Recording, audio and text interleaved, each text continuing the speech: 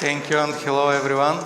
I'm happy to be here and for this specific conference I have been following it for many years and I'm very happy to see so many people, not exactly on my lecture, but still thank you for being here and spending the time with me. Is the presentation up? Okay, so yes, I'm coming from the IT world, from the corporate sector. I have a lot of experience starting as most of you actually probably here. And now I'm challenging myself into the public administration. And some people may ask, like, why is this guy so crazy to go there? And my motivation comes from that I simply wanted to understand how the public administration works, to find ways to fix it, hopefully, and of course to share it with you guys. So with the next slide, I want to share what is the most common question that I'm being asked, and people are saying, okay, now that you're so many months into the presentation, into the position, what is the main difference that you're seeing? And some of them are saying, okay, is the organization structure different? Are the rules too tight? What is making your life difficult? And my answer to that is, maybe I will surprise you here, but it is the attitude. The attitude in Bulgarian, like the отношението, грижата към клиента. Many companies are created to solve a client problem, but in the public administration, I think they have forgotten why the public administration has been created, right? Many people think that they are the purpose is to observe that the laws are being followed or that the rules are being applied, but it is, I think, still the same reason. The client needs to be happy. And now I have 1.5 million clients, all the citizens in Sofia. Maybe if you add more that are coming, like tourists and anything like that. But I have the most clients that I have had so far in my life, right? With all the systems that are needed to be supported. Quite a difficult experience. And when I say attitude, I also want to translate it in an engineering, for the engineering minds, I also call it operational quality. And on the next slide, I have this beautiful picture generated by the DALI. It's not correct in some of the wordings, but still representing enough an organization that you know very well that every day, every single day, on all levels of organizations, there are decisions taken by the people in there. And the combinations of all of these decisions, the quality of it, if you combine it all, it is influencing the revenue, it is influencing the clients, and a single mistake can create a lot of problems. You have experienced all these famous examples as the bank softwares being tested in production. Imagine that's a decision of somebody not on the top, not on the bottom, but somewhere in the middle of the organization, right? And this is the problem, how these guys are taking decisions. This is what I call operational quality, and the definition of it is also how to measure it. If you change the person, if you give the task to another person to take the decision, it needs to have the same results, right? Even if he is busy, even if he is tired, if there was a party on the previous day, on the next day, the decision should be the same, regardless of what is happening. So how actually can we achieve that? And this is a very hard problem, right? I have an illustration of an example that I lived through in several years ago when I was in Amazon, and it happened on my second week. I did not expect this to happen, but an engineer came to me and he was saying, we have to urgently deploy the new version of our software, and it's unfortunately a manual deployment because this and that. And I'm like, okay, second week on the job, how could I take such decision? This guy is going to touch all the servers around the globe, not only in a single data center, but everything will be affected by him. And I asked a few questions, but then I said, look, it's too early for me. I cannot take this decision. He was like, okay, let's find another manager. Right? He was not saying, let's delay it, if you want to learn, if you want to something else. He simply switched, let's find another manager. And he went to the other side of the floor. A manager came into the system, checked the deployment procedure, and said, okay, this is good to go. 10 minutes. And I was like, wow, what is going on here? So how is this possible? How are these guys in Amazon doing it? Of course, I have given you the answers on the slides, but they have decision-making principles that everyone can follow, and everyone can be defended by those. And here is the difference between principles, rules, and bureaucracy. The bureaucracy is that obstructs you to do what you're trying to do, but the principles are helping you to do what you're trying to do. And then you can rely on those principles and be defended if you took a decision. These principles are going to defend you if there is a post-mortem afterwards. How is another manager possible to approve such a request in so short time? Also, he already knew the system actually, right? He's not because on the other floor, on the other side of the floor, he still knows our system. This is because they have in Amazon we had the on-call rotation. Every manager was on shift for all the systems that are supported by the department. Imagine it, 800 people in our department. All of these seven people teams produce services, and it's a single manager that's on the on-call rotation and supports all of them. And this is, of course, you cannot do it in the first week. It takes about 6 months to be used to this process, to learn it. But the key is you don't need to learn the systems. You need only to learn the principles and the rules. And then everything works. Of course, there are engineers that are helping you. You can call people from this team and that team. But the key is there are principles that can help you to take the decision. And all the other managers, of course, they also will help you if needed, but you can take the decision by yourself. This is how it works in Amazon. And there is this operational excellence training program, which is a special team. It's not like the HR to fix the culture because, we cannot get help from others and things like that. No, this is not an HR team. There is a special team, operational excellence team, that trains the engineers, trains the managers how to react in critical situations, how to work it with each other, how to solve, how to communicate, how to write that message when something goes bad, how to write the words that will go on the website of Amazon actually. And when it happens like something like Cole Pulucili, actually in Amazon, there will be no such message. Nobody will write it at first, right? They will write something else. We are testing the system and we are fixing this and that problem. This will be in the message. Even if it goes into production to all of these people, you will get a nice looking message. And it's not Jeff Bezos approving that message. It's the engineers that are writing it because they are trained. So I'm explaining all this so that we can now have the contrast. Okay, this slide is just for helping you if you want to take a snapshot. This is all the questions that you need to be prepared to answer, actually to have the answers before you start the deployment in Amazon. Now, how the decision process works in the public administration. Of course, there are rules, of course, there are laws, of course, there are regulations.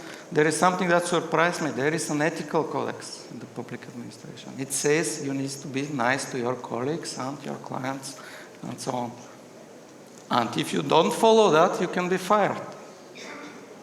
I was surprised to see that. Do you think it is being followed? No. Why? Because it makes things slow. Yeah? Something else that surprised me, yes, there is training. There is the similar operational excellence thing that does in this slide. It's the same in the public administration. There is an institute, they do trainings, and it's almost free. Well, I also was surprised to see the execution speed in the public administration. When I give an order kind of or ask for something, it happens like immediately. Everything else is being forgotten. What I say happens immediately. In the private sector, in the software companies, the engineer will do it on the next sprint, right? Not now. Yeah, because there are other priorities maybe, or because something needs to be thought of and so on. But the public administration is very fast on the straight line. This is what I'm trying to say, and I like it. I like it. But of course, what suffers is the last sentence on the slide.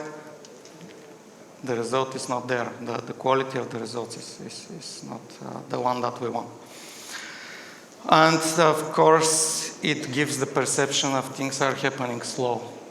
Internally, they are quite fast. People are quite overloaded, actually. My team is very overloaded. The other teams are overloaded. Everyone is burning like crazy, but the results are not there. And the answer is something so far. The answer is that for me, the key problem is that the decisions require the signature of the top level executive. Imagine that picture that I showed you on the first slide.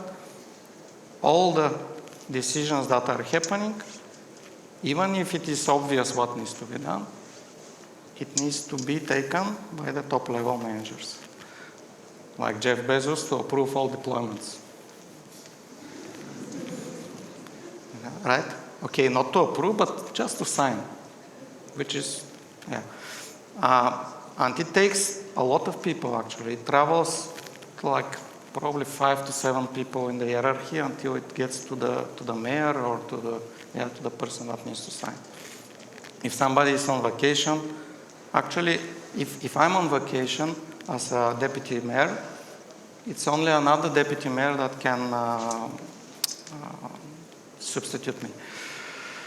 Which is the right thing probably to do. Yes, another manager, same example as in Amazon, another manager is approving what I'm doing, which is great. But still, it's one person. I mean, there are a lot of problems in administration. And these examples that I gave you, they are illustrative enough, but like, why would the city mayor approve the road changes? Like, what? But it is still in the regulation. Or the Sofia urban planning, this is something that probably is not known, at least it was not known for me. I was thinking it's the chief architect of Sofia that actually approves things. The problem is different. For that building, the big building that is, let's say, 75 meters and something else, he is approving, but the law that is voted at the parliament level is actually saying how high can be the buildings. And if the law allows it, the chief architect cannot disapprove it. He must approve it. It's not that he wants or not want. If the law allows it, he has to approve it. Which is the other crazy thing. Like, if you don't want the building being built there, you need to go in front of the parliament and say, I don't want it there. Which means even higher level of approvals is required. So the bottleneck is identified, right? This is the problem. What can we do? Well, I have a slide here that usually when I'm looking for a solution for an idea how to solve a problem, I'm looking at the most extreme cases. So we have the private sector, we have the public sector, but these guys here on the slide, these guys are actually the most extreme cases. If they do the wrong decision, what happens? People start dying, right? And they start dying now, not tomorrow, not because it's Saturday or something. And the casualties are huge. So in the military operations, you know the case, but still, what do they do to become effective? They can ask for permission from the generals, but in the meantime, people are dying. Like, should we go left? Should we go right? What is happening? This is why there is a lot of training, operational excellence training, as I was saying in Amazon. In the military operations, there is a lot of training. And the decision making to be effective, it's going down. During the Second World War, the Germans, were quite fast to go through whole Europe. And their approach was studied by the US military people. And they found exactly this. The officers that are in the middle management of the military operations, they were trained to take decisions without asking their generals. Because they have more information than the top level people, right? And they're acting as per the situation. And they were quite successful, unfortunately, but still, yeah. And this is now applied in most of the advanced military organizations. For the surgical operations, you probably know enough about that, but I will tell you that Formula One teams, the guys that change the tires, they went to learn how the surgical operation teams are working under pressure with chasing each second when they do a heart surgery, right? So those guys, if somebody needs to be fast, you need to learn from the surgical operations. Like how the team works without even saying anything. And forget about, let's work together as a team. They don't talk, they just act, right? And the sport competitions, even the coach is on the side of the football field or something like that. Yeah, in some sports they have the luxury to call a timeout. But when the ball is flying or when they are competing with each other in some extreme sports, the next try is in 4 years. They cannot stop and ask, what should I do here to make this and that, and do I have your approval to make this important decision so that my company wins the gold medal. My country wins the gold medal. They don't ask, they just do it because they are well trained. And I have a question to you. Do they wait for Monday? They don't. They deploy Fridays, they deploy Christmas, they deploy every time, if there is a need. And we in software, I'm still considering myself a software guy, we have the luxury to not deploy on Friday, but I think it should be forbidden to not be able to deploy on Friday. And it's not a good practice. Many people are still saying, it's not a good practice to deploy on Friday. Come on, you don't have a good processes to deploy on Friday, but don't excuse yourself. Because the surgical people already depend on software. So this is not an excuse, we don't deploy on Friday. Cool, so this is my last slide actually, and there will be like 5 minutes for questions. But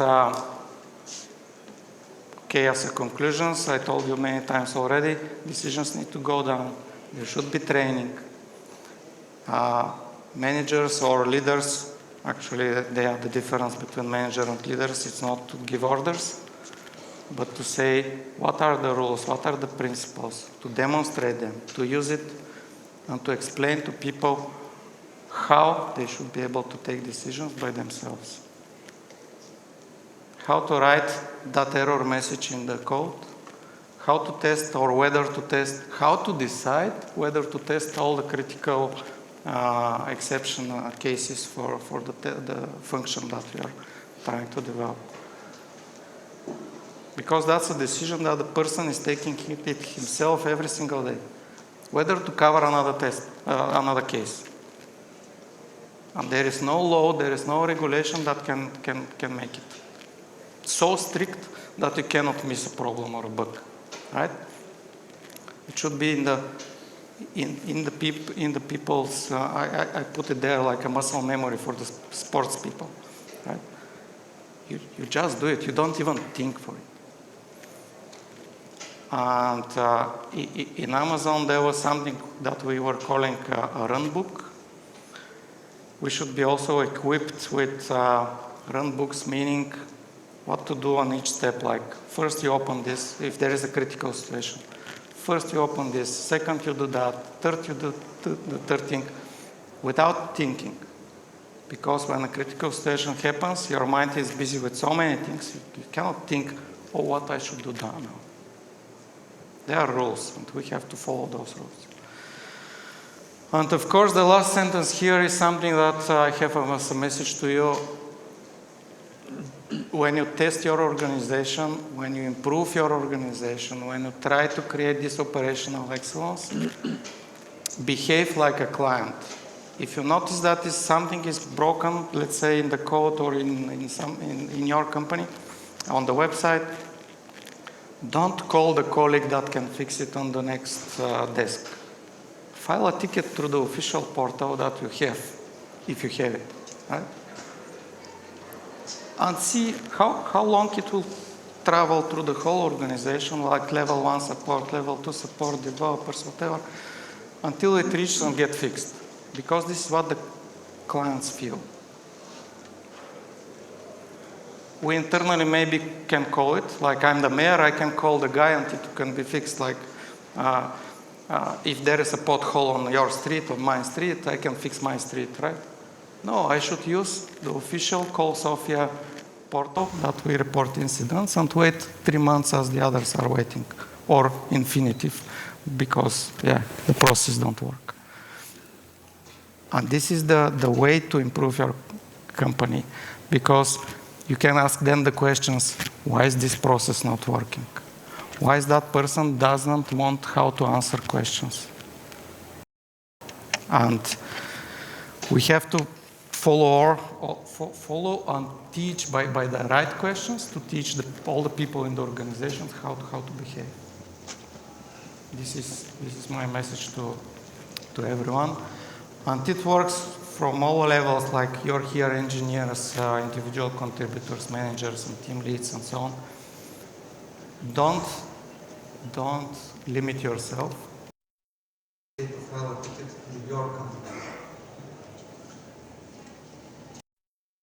Cool. So this is why I want demanding feedback from you, but please stay positive and use the public administration systems. Tell us what's wrong and help us, because we are just a few people, unfortunately. Thank you.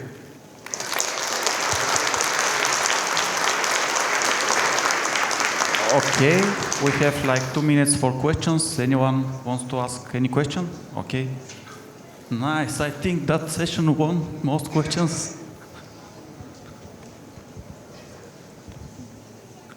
Thanks for the great presentation. First things first. My question is, I don't want to make it political in any way, but in our case scenario, how could you lighten this decision making to not scale to the top every time for every small decision that needs to happen? And even in the example that you made with the architect, that he needs to go back to the parliament and say, no, we should not have that much tall building in this place in the city. So very good question. Of course, you cannot change the law by yourself, but you can demand that these people that are being selected to be able to write good laws, right? So, okay, now it becomes political, but I try to stay away from the political topic. But still, if I turn it into a corporate private company, those people that are defining the processes, they should be experienced people, right? Your managers should be experienced. You should demand from your managers to be experienced people. This is the answer. And then you translate it in the way that you want to translate it. But if they are not experienced, you cannot expect good laws to be written, right? Follow-up question. At least in the case of public administration, can you, like, do you have the rights to lighten those decision-making processes, at least within that organization? So I myself did a lot of already changes and recommendations and proposals. We optimized the way that people will joke here, will laugh here, but I had to sign the orders for the toners for the printers, for the printing services. And each toner, each request for a new toner, I had to sign it separately. It took me 2 or 3 months to make it as an Excel sheet that I can sign in a bulk, right? Once per month. But, okay, I'm still here, I'm still trying, right? And there are more to come. Thank you. And one more question. Hello, great speech, by the way.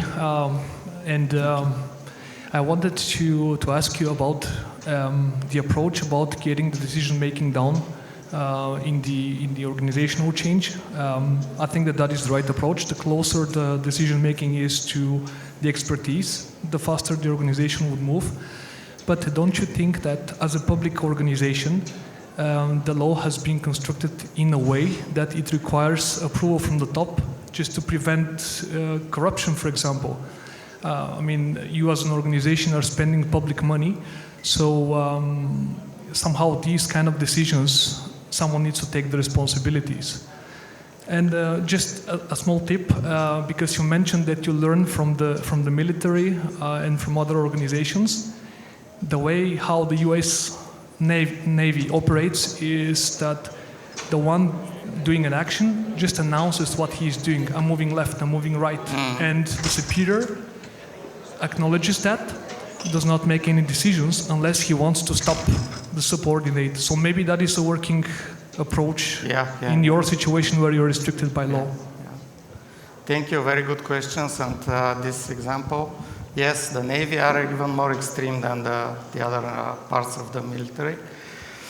So communication is key, yes, announcing what you're intending to do and then to do it. This is key. Even with the public administration, we need to say to the people, like, we are planning to do this kind of a change, a road change or something, and then, of course, make it.